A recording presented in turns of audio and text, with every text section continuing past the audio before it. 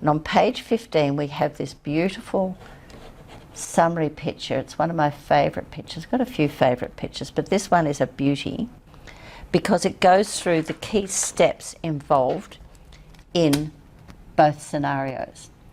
And with it, what we've got to remember, a target cell isn't a target cell for only one particular signal molecule. Cells have hundreds of different receptors on them and in them. And so one particular cell of your body might have receptors for a whole range of different signal molecules.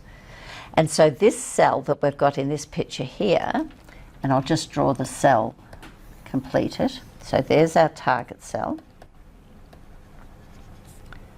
And so that black line is the plasma membrane. And so we've got our little phospholipid bilayer. This is our phospholipid bilayer. And I'm going to draw some here. Oops, didn't do that very well. Take him off again. Do some phospholipid bilayer drawing here, because that's going to be important later. Right, so that's our cell. So this is the cytosol.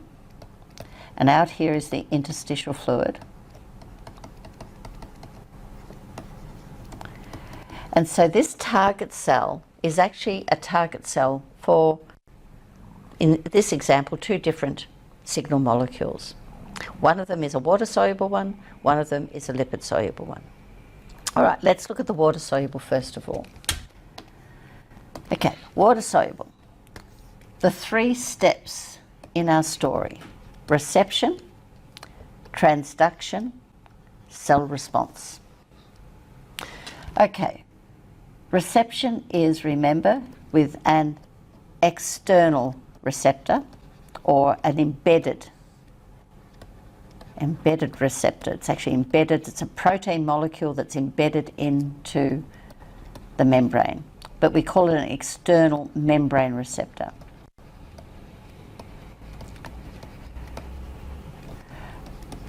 The signal transduction inside the cell involves what we call secondary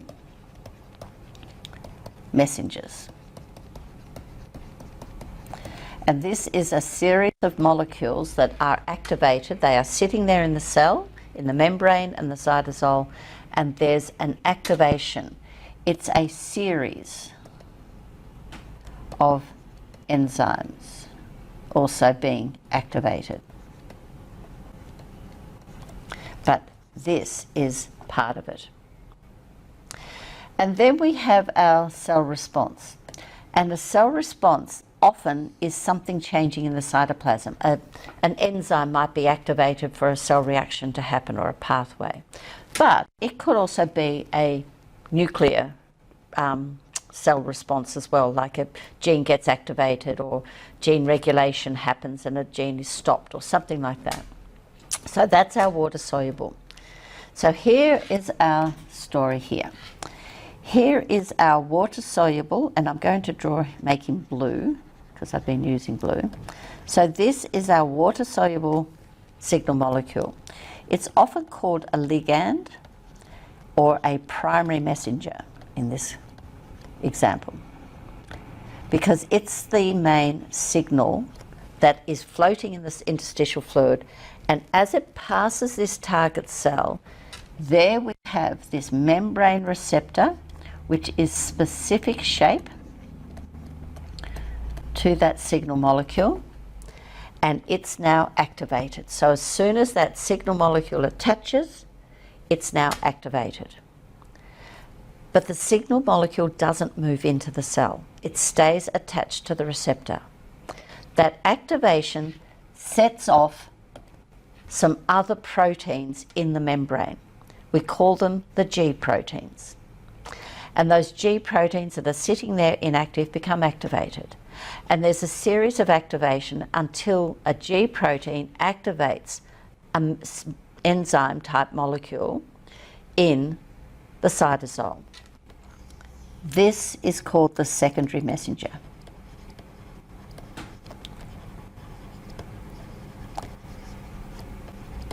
Secondary messenger system. Now, some of you might like to have a bit of detail about this. VCAR does not need you to know the names of the secondary messengers. You might be handy to remember G protein just as a way of knowing they're talking water-soluble signal molecules, but even then you don't have to quote it. But your teachers might teach you, and if we go to page 17, your teachers might teach you the series of molecules that are involved in this secondary messenger. So here on page 17, here's our water-soluble first messenger molecule. Here it has attached to this particular protein receptor in the membrane. You can see that receptor is embedded in the membrane. What that then does, it sets off and activates, as you can see, a series of different activations. These are the G proteins, and there's not just one of them, there's several of them. The last one of these activates this enzyme, and your teachers might give you the term adenylate cyclase. You don't need to know it for VCAR. That gets activated, so tick. When that gets activated, that then makes ATP convert to this cyclic AMP,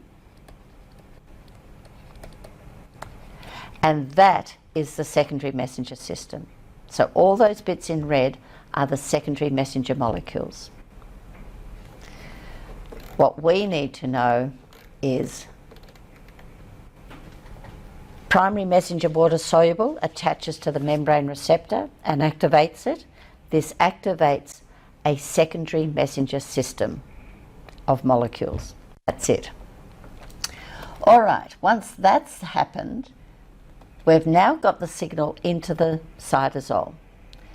We then have a series of enzymes.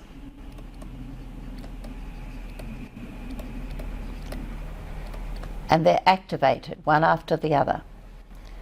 And the word cascade is often used. It's like a waterfall where you have this flow effect. Da, da, da, da, da.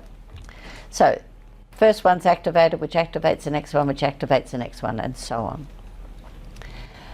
And that in this picture is this bit here. Series of enzymes get activated because they're sitting in the cytosol inactive, and then they get activated. And then it's this part here that is very specific. The G proteins are not specific. This is specific enzymes to the signal molecule. So if this is adrenaline, attaches to an adrenaline-shaped receptor, sets off secondary messenger, the series of enzymes that are activated are specific to the adrenaline molecule and therefore will cause the particular adrenaline response in the cell, which is to increase contraction or something like that. So it's this series of enzymes that is very important to activate. And during this activation, this is where we get amplification. Because one little enzyme being activated does not activate one, it might activate several. And then each of those activates even more.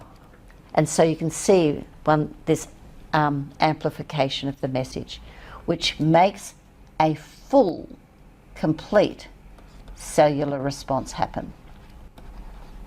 And that cellular response is, again, what the signal molecule was telling that cell to do. So there's your water-soluble story. An external membrane receptor activated, secondary messenger system activated, signal transduction, which is the series of enzymes. This is what signal transduction is. It's moving the message within the cell. And that cascade event amplifies the message, and then we get the cell response. So we have reception, transduction, response. There's our 3 steps. All right, So then we can look at lipid-soluble. Same cell, but this time there is a lipid-soluble signal molecule passing through in the interstitial fluid. And what we have here is it can pass through the membrane and binds to an intracellular receptor. This then will set off again a movement of the message in the cell, which eventually will cause a cell response. And in the case of most, and I can't say all, most lipid-soluble signal molecules, the cell response is in the nucleus. So it is impacting on the genes and gene expression or gene regulation or something like that. All right, so here we go. Our signal molecule, as you can see, has moved directly across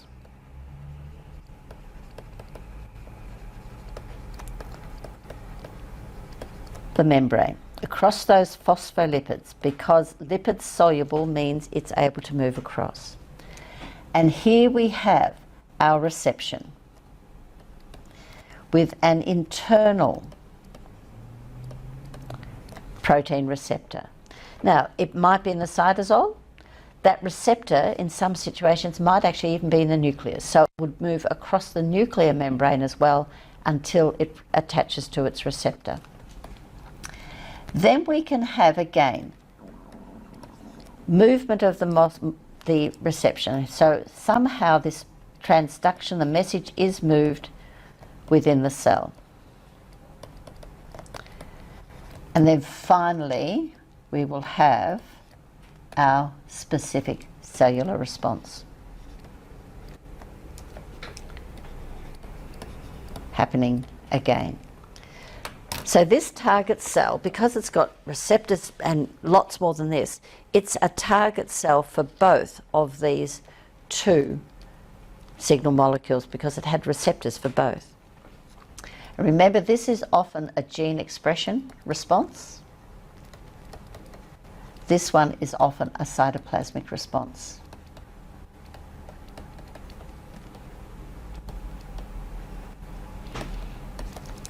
But we can't say it always is. It's all about usually. There's never any definites in biology. So our key event, our signal molecules, and it doesn't matter if I'm talking about a neurotransmitter or a hormone, if it is water soluble, this is the story involving secondary messenger and the enzyme cascade. If it's lipid soluble, and it doesn't matter if I'm talking about a steroid hormone or something like thyroxine or a plant lipid soluble, this is the story. And it will run through the system going directly across those phospholipids. Internal reception is the thing that's happening there. So